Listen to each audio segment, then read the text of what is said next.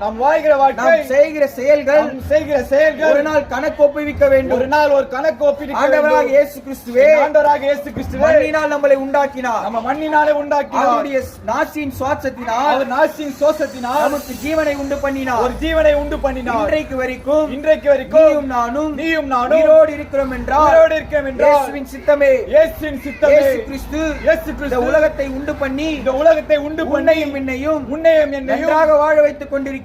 நன்றாக வாழ வைத்துக் கொண்டிருக்கிறார். ஆனால் நாமளோ பாவங்களை செய்து துன்பங்களை அனுபவிக்கிறோம். இதற்காகவே இயேசு கிறிஸ்து உலகத்தில் வந்தார். அவர் நமக்காகவே மரித்தார். இயேசு நம் பாடுகளுக்காக சிலுவை சுமந்தார். இயேசு நம்முடைய மீறுதலுக்காக அந்த சிலுவை சுமந்தார். நாம் சமாதானத்தை உண்டு பண்ணுமாக்கினை அவர் மீது வந்தது.